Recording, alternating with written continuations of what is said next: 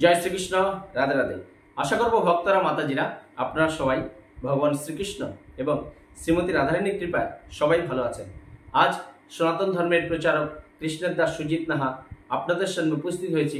যে ভক্তরা মাতাজিরা, আজ কিন্তু ভগবান শ্রীকৃষ্ণের জন্মাষ্টমীর পরে ভাদ্র মাসের শুক্লপক্ষী একাদশী, যার নাম পার্শ্ব একাদশী বা পরিবর্তিনী একাদশী। এই একাদশী পার্শ্ব কেন নাম? যে ভগবান শ্রীকৃষ্ণ চাতুর্মাস চলছে, শয়ন একাদশী শয়ন করেছেন, আর এই পার্শ্ব একাদশীতে ভগবান শ্রীকৃষ্ণ এক কাত থেকে আরেক কাতে যাবেন, যার কারণে এর নাম হয়েছে পার্শ্ব বা পরিবর্তিনী একাদশী। তাই আজকে এই একাদশীতে আপনারা যদি শুরু থেকে শেষ পর্যন্ত মাহাত্ম্যটা শ্রবণ করেন, তাহলে আপনি আপনার জীবনের সমস্ত পাপ বিনাশ হবে এবং আপনি অশ্বমেধ যজ্ঞের ফল সঞ্চয় করতে পারবেন। মৃত্যুর পরে আপনি ভগবানের শ্রীধামে যেতে পারবেন। তাই ভক্তরা মাতাজিরা যারা আমাদের চ্যানেলটা সাবস্ক্রাইব করেছেন, তারা অবশ্যই ভগবান শ্রীকৃষ্ণ শ্রীমতী রাধারানীর কৃপা সংগ্রহ করতে পারবেন। আর যারা এখনো আমাদের এই চ্যানেলটা সাবস্ক্রাইব করেননি, সবার চরণে প্রণতি নিবেদন, আমাদের এই চ্যানেলটা সাবস্ক্রাইব করে বেল আইকন অন করে অল করে রাখুন।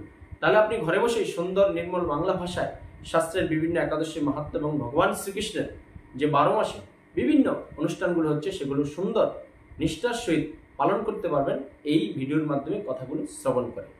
আর অনেকেই আছেন ভক্তরা মাতাজিরা এখনো দীক্ষা নেননি। যদি দীক্ষা নেওয়ার আগ্রহ থাকে, তাহলে আমাদের স্ক্রিনে ফোন নাম্বার পাবেন, সেখান থেকে আমাদের সাথে কন্ট্যাক্ট করবেন। তাহলে আপনি প্রকৃত দীক্ষার মাধ্যমেই কিন্তু আপনি এই দুর্লভ মানব জীবনকে আপনি সার্থক করতে পারবেন ভক্তরা মাতাজিরা। আর আজ এই একাদশী দিনে বিশেষ রাতে আমি প্রার্থনায় বসি ভগবান শ্রীকৃষ্ণ শ্রীমতী রাধারানী বিগ্রহের সামনে। যারা এর আগের ভিডিওগুলোতে নাম এবং গোত্র পাঠিয়েছেন, তারা অবশ্যই ভগবান শ্রীকৃষ্ণের কৃপা সঞ্চয় করতে পেরেছেন। কিন্তু যারা এখনো আমাদের এই নতুন ভক্ত ভিউয়ার্স আছেন, তারা অবশ্যই তাদের ভগবান শ্রীকৃষ্ণ শ্রীমতী রাধারানীর যদি আপনারা কৃপা পেতে চান, আপনার নাম এবং গোত্র আমার কমেন্ট বক্স বা হোয়াটসঅ্যাপ নাম্বারে লিখে পাঠান। অবশ্যই আমি এই আজকের রাতে বিশেষ দিনে ভগবানের কাছে আপনাদের নাম এবং গোত্র প্রেরণ করব, যার ফলে আপনার সংসার জীবনে যাতে সবাই ভালো থাকতে পারেন। তাই ভক্তরা মাতাজিরা, এখন আসি মূল পর্বে। যে পার্শ্ব একাদশীর মাহাত্ম্য আপনারা শুরু থেকে শেষ পর্যন্ত শ্রবণ করুন এবং আপনার পরিজন, বন্ধু বান্ধব, আত্মীয় স্বজন যারা আছে সবার মধ্যে আজকের এই একাদশী মাহাত্ম্যটা শ্রবণ করে আপনি একটু শেয়ার করে দিন। তাহলে কি হবে, আপনার জন্য যদি একজন কোনো মাতাজি বা ভক্ত যদি এই মাহাত্ম্য আপনার দ্বারা শ্রবণ করে, তাহলে আপনিও ভগবান শ্রীকৃষ্ণের খুব প্রিয় হতে পারবেন। তাই এখন আপনারা নিষ্ঠার সহিত শ্রবণ করুন 2024-এর ভাদ্র মাসের শুক্লপক্ষী একাদশী, যার নাম পার্শ্ব বা পরিবর্তিনী একাদশী। আপনারা এর মাহাত্ম্যটা শ্রবণ করুন। ব্রহ্মবৈত পুরাণে ভাদ্র মাসের শুক্লপক্ষের পার্শ্ব একাদশীর মাহাত্ম্য যুধিষ্ঠির শ্রীকৃষ্ণ সংবাদে এইরকম বলা হয়েছে। কোথায় আছে এই যে পার্শ্ব একাদশী মাহাত্ম্য? ব্রহ্মবৈত পুরাণে ভগবান শ্রীকৃষ্ণ এবং যুধিষ্ঠির মহারাজের সংবাদে এই একাদশীর মাহাত্ম্য বর্ণনা আছে। সেটা আমরা এখন আপনাদের কাছে বর্ণনা করছি। যুধিষ্ঠির মহারাজ জিজ্ঞাসা করলেন, হে কৃষ্ণ, ভাদ্র মাসের শুক্লপক্ষের একাদশীর নাম কি? এই ব্রত পালনের বিধি কি এবং ব্রত পালনেই বা কি পূর্ণ লাভ হয়? কে বলছে? ভগবান শ্রীকৃষ্ণকে জিজ্ঞাসা করছে যুধিষ্ঠির মহারাজ যে ভাদ্র মাসের শুক্লপক্ষের একাদশীর নাম কি, এর বিধি বা নিয়ম কানুন কি, বা এই একাদশীতে কার পূজা করলে খুব পূর্ণ ফল সঞ্চয় করা যান, তা আমাকে কৃপা করে আপনি বর্ণনা করুন। তাই উত্তরে শ্রীকৃষ্ণ বললেন, হে ধর্মরাজ, মহাপূর্ণপ্রদা, সমস্ত পাপ হারিণী এবং মুক্তিদায়িনী এই একাদশী বাজপেয় যজ্ঞ থেকেও বেশি ফল দান করে। যে ব্যক্তি এই তিথিতে ভক্তি সহকারে ভগবান শ্রী বামনদেবের পূজা করেন, তিনি ত্রিলোকে পূজিত হন। পদ্ম ফুলে পদ্মলোচন শ্রীবিষ্ণুর অর্চনকারী বিষ্ণুলোক প্রাপ্ত হন। সাহিত্য ভগবান এই তিথিতে পার্শ্ব পরিবর্তন করেন, তাই এর নাম পার্শ্ব একাদশী বা পরিবর্তিনী একাদশী। ভগবান শ্রীকৃষ্ণ বলছেন যে মহাপূর্ণ ফলদাতা, অশ্বমেধ যজ্ঞের চেয়ে অধিক ফল সঞ্চয় হয় এবং আপনার জীবনের সমস্ত পাপ ক্ষয় হবে এই একাদশী ব্রত করলে।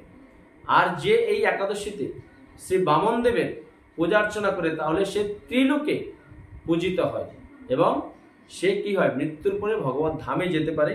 এটাই ভগবান শ্রীকৃষ্ণ যুধিষ্ঠির মহারাজকে বলেছে। এবং ভগবান শ্রীকৃষ্ণ শয়ন একাদশীতে শয়ন করেছে, আর এই একাদশীতে 500 ফিরে, মানে আমরা যদি কেউ রাতে ঘুমাই, তাহলে কি হয়, ডান কাত থেকে বা কাঁধে আমরা পরিবর্তন করি।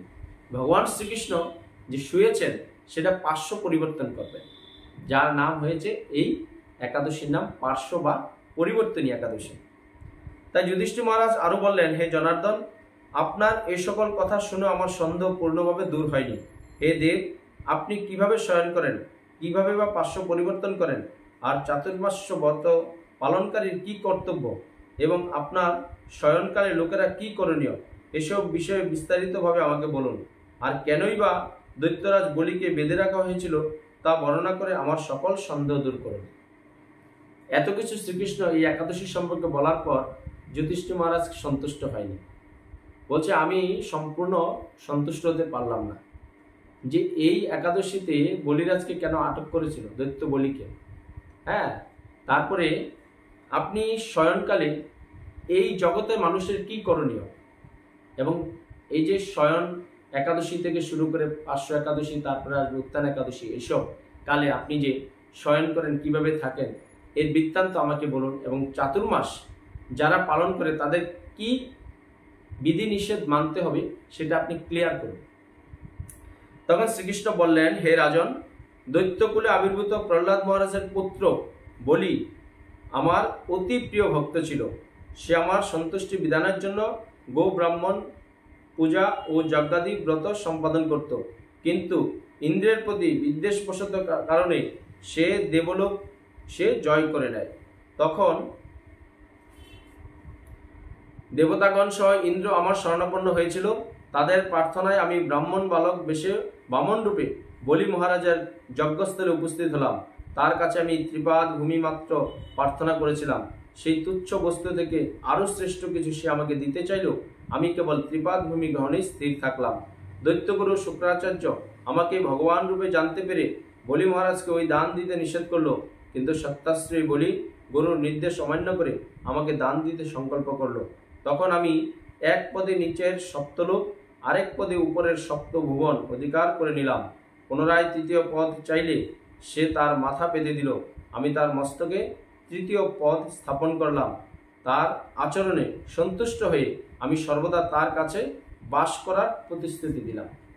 তাই ভগবান শ্রীকৃষ্ণ কি বলল, যে একসময় যে কোনো একটা বিদ্বেষের কারণে এই দৈত্য বলি মহারাজ ইন্দ্রের সাথে বিদ্বেষের কারণে সে কি হয়েছে, সে ইন্দ্রের সাথে যুদ্ধ জয় করে স্বর্গ দখল করে নিয়েছে। তা স্বর্গ দখল করে নেওয়ার পর কি হয়েছে, ইন্দ্র দেবরাজ সে সমস্ত দেবতাদের নিয়ে স্বর্গ থেকে বিতাড়িত হয়ে ভগবান শ্রীকৃষ্ণের শরণাপন্ন হয়েছে। তখন ভগবান শ্রীকৃষ্ণ ছোট্ট বামন অবতার সেজে বলির যজ্ঞস্থলে গেছে, যেখানে ব্রাহ্মণরা যজ্ঞ করছে ভগবান শ্রীকৃষ্ণের উদ্দেশ্যে। সেখানে গিয়ে ছোট্ট বামন বলছে, আমাকে ভিক্ষা দাও, ভিক্ষা দাও, ভিক্ষা দাও, ভিক্ষা দাও। এরকম বামন অবতারের পাগলামি দেখে বলি মহারাজ বলছে, আপনি কি চান? তখন বলছে, আমি ত্রিপাদ চাই। বলছে, এ তো তুচ্ছ, আপনি আরো ভালো কিছু চান। বলছেন, আমি ত্রিপাদ ভূমি চাই, তুমি আমাকে সেটাই দান করো। তখন কি বলছে, ভগবান শ্রীকৃষ্ণকে বলি এক পদে দিয়েছে সপ্ত ভুবন উপরের, আরেক পদে দিয়েছে নিচের সপ্তলোক, তারপরে তৃতীয় পদ দেওয়ার কিছু নেই। যখন বামন অবতার তৃতীয় পদ চেয়েছে তখন বলি তার মস্তক এগিয়ে দিয়েছে। মস্তক এগিয়ে দেওয়ার কারণে কি হয়েছে, ভগবান এই বামন অবতার বলির মাথায় এই তৃতীয় পদ স্থাপন করেছে এবং এই বলি মহারাজের দানে সন্তুষ্ট হয়ে তাকে কথা দিয়েছে, তোমার দানে আমি সন্তুষ্ট হয়েছি, সন্তুষ্ট হওয়ার কারণে আমি সবসময় তোমার এখানেই অবস্থান করব। ভাদ্র মাসের শুক্লপক্ষী একাদশীতে ভগবান শ্রী বামন দেবের এক মূর্তি বলি মহারাজের আশ্রমে স্থাপিত হয়। দ্বিতীয় মূর্তি ক্ষীরসাগরের অনন্ত দেবের কোলে শয়ন একাদশী থেকে উত্থান একাদশী পর্যন্ত 4 মাস শয়ন অবস্থায় থাকে। এই 4 মাস যে ব্যক্তি নির্দিষ্ট নিয়ম ব্রত জপ তপ ব্যতীত দিন যাপন করে সে মহামূর্খ জীবিত থাকলো তাকে মৃত বলে জানতে হবে। ভগবান শ্রীকৃষ্ণ আরো বলছেন যে এই চাতুর্মাস যেটা এই শ্রাবণ ভাদ্র আশ্বিন কার্তিক, এই 4 মাসে যে ব্যক্তি জপ তপ ধ্যান এইসব না করবে, দান না করবে, সে কি হবে, এই পৃথিবীতে জীবিত থেকে মৃত। তাই ভক্তরা মাতাজিরা আমরা জেনে শুনে এই জঘন্যতম অপরাধ করবো না। আমরা যে যতটা পারব দান করব, শুদ্ধ ব্রাহ্মণ বৈষ্ণবদের যে যতটা পারব এই মালার মাধ্যমে কলিযুগের যোগধর্ম হরিনাম সংকীর্তন করব এবং ঘরে ভগবান শ্রীকৃষ্ণের পূজা অর্চনা করব, শুদ্ধ ব্রাহ্মণদের দান করব, ধ্যান করব। যতটা করব ততটাই আমাদের পরপারের সঞ্চয় হবে, গচ্ছিত। তাই শ্রাবণ মাসে শাক, ভাদ্র মাসে দই, আশ্বিন মাসে দুধ, কার্তিক মাসে মাসকলাই বর্জন করে এই 4 মাস শ্রীকৃষ্ণের আরাধনা করতে হয়। শ্রাবণ মাসে আমরা শাক বর্জন করেছি, ভাদ্র মাসে আমরা কি করেছি, দই বর্জন করছি, এখন আশ্বিন মাসে আমরা দুধ বর্জন করব, আর কার্তিক মাসে আমরা মাসকলাই বর্জন করব। ভগবান শ্রীকৃষ্ণের শাস্ত্রে এই 4 মাস এই জন্য চাতুর্মাস বলা হয়েছে। কেন? ভগবান শ্রীকৃষ্ণ এখন শয়ন করে আছেন, শয়ন একাদশীতে শয়ন করেছেন, 500 একাদশীতে 500 ফিরছেন, তারপরে যে উত্থান একাদশী যখন তিথি আসবে তখন ভগবান শ্রীকৃষ্ণ আবার উদিত হবেন এই পৃথিবীতে। তাই সাহিত্য ভগবান 500 পরিবর্তন করেন বলে এই একাদশী মহাপূর্ণ এবং সকল অভীষ্ট প্রদাতা। এই একাদশী ব্রত পালনে 1,000,000 অশ্বমেধ যজ্ঞের ফল পাওয়া যায়। যারা এই একাদশী ব্রত আজকে পালন করছেন তারা কি বললেন, 1,000 1,000 আর কি অশ্বমেধ যজ্ঞের ফল সঞ্চয় করতে পারবেন এবং ভগবান শ্রীকৃষ্ণের আপনারা কৃপা সঞ্চয় করতে পারবেন। তাই ভক্তরা, মাতাজিরা, আপনারা নিষ্ঠার সহিত আজকে যারা এই একাদশী মাহাত্ম্য শ্রবণ করলেন তারা অবশ্যই ভগবানের এক্সট্রা মানে অতিরিক্ত যাকে বলে আপনার অগ্রিম কৃপা সঞ্চয় করলেন। ভক্তরা, মাতাজিরা, সবাই ভালো থাকবেন, সুস্থ থাকবেন, আর চোখ রাখুন আমাদের এই কৃষ্ণ কথা সুজিত নাথ চ্যানেলে। পরিশেষে আমার সাথে বলুন, জয় শ্রীকৃষ্ণ, রাধে রাধে। জয় শ্রীকৃষ্ণ, রাধে রাধে। পার্শ্ব একাদশী পালনের সময়সূচি 15 সেপ্টেম্বর 2024 রবিবার, মায়াপুর 5টা 22 থেকে 9টা 28 পর্যন্ত, ইম্ফল 5টা থেকে 9টা 5 পর্যন্ত, গুয়াহাটি 5টা 8 থেকে 9টা 14 পর্যন্ত, কলকাতা 5টা 23 থেকে 9টা 28 পর্যন্ত, বাংলাদেশ 5টা 53 থেকে 9টা 58 পর্যন্ত, ভুবনেশ্বর 5টা 34 থেকে 9টা 39 পর্যন্ত, পাটনা 5টা 35 থেকে 9টা 41 পর্যন্ত। পার্শ্ব একাদশী পালনের সঠিক বৈষ্ণব ও চান্দ্রপঞ্জিকা মতে সময়সূচি। পার্শ্ব একাদশী পালনের সময়সূচি 15 সেপ্টেম্বর 2024 রবিবার, কাঠমান্ডু 5টা 49 থেকে 9টা 55 পর্যন্ত, চেন্নাই 5টা 57 থেকে 10টা 1 পর্যন্ত, নাগপুর 6টা থেকে 10টা 5 পর্যন্ত, বৃন্দাবন 6টা 4 থেকে 10টা 10 পর্যন্ত, দিল্লি 6টা 6 থেকে 10টা 12 পর্যন্ত, হায়দ্রাবাদ 6টা 4 থেকে 10টা 8 পর্যন্ত। সঠিক বৈষ্ণব ও চান্দ্র পঞ্জিকা মতে পার্শ্ব একাদশী পালনের সঠিক সময়সূচি। পার্শ্ব একাদশী পালনের সময়সূচি 15 সেপ্টেম্বর 2024 রবিবার, ত্রিবান্ধব 6টা 12 থেকে 10টা 15 পর্যন্ত, কলম্বো 6টা 1 থেকে 10টা 4 পর্যন্ত, বেঙ্গালুর 6টা 8 থেকে 10টা 12 পর্যন্ত, মুম্বাই 6টা 26 থেকে 10টা 31 পর্যন্ত, আহমেদাবাদ 6টা 26 থেকে 10টা 31 পর্যন্ত একই সময়সূচি, উধমপুর 6টা 13 থেকে 10টা 20 পর্যন্ত।